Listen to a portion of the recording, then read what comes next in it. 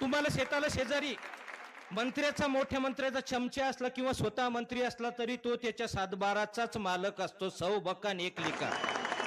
आणि तुम्ही सुद्धा तुमच्या सातबाऱ्याचे मालक आहे. आपल्याकडे आली देऊन टाकायची, दुसऱ्याकडे आली सोडायची नाही. ते मंत्री असो, खासदार असो, आमदार असो, आपल्या जमिनीचा तो त्याच्या जमिनीचा मालक असतो.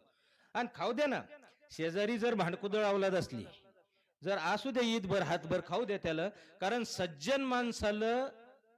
सज्जन आणि इमानदार माणसाला गावातल्या लोकांची साथ नसती. त्याचं कारण आहे, कारण तो दारू पेत नाही त्याच्यासोबत बेवडे नसतात, तो धाबा साजरा करत नाही त्याच्यासोबत धाबेकर नसतात, तो बिडी वडत नाही त्याच्यासोबत बिडे वडणार नसतात, तो तंबाखू खात नाही त्याच्यासोबत तंबाखू खाणार नसतात.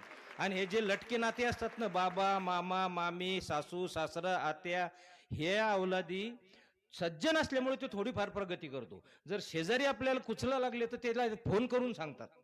तुमचे चुलत भाऊ काय करतात मग त्याला, चुलत भाऊ म्हणजे दुर्योधन, ती कौरवाची अवलाद, ती त्याला सांगती लय माजला होता थोडं जास्त हाना. तुमच्या मदतीला ते येणार नाही, ते विसरून जा. पण परिवर्तन सृष्टि का नियम है.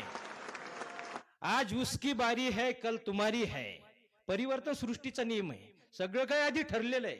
आज एखाद्या शेजाऱ्याची मॅनपॉवर, जर आपला सज्जन माणसाचा मॅनपॉवर कमी असतो कारण त्याला सोबत नसतात मी सांगितल्याप्रमाणे, पण आपली काही दिवसानं कालांतरानं सृष्टीचा नियम, परिवर्तन हा सृष्टीचा नियम आहे.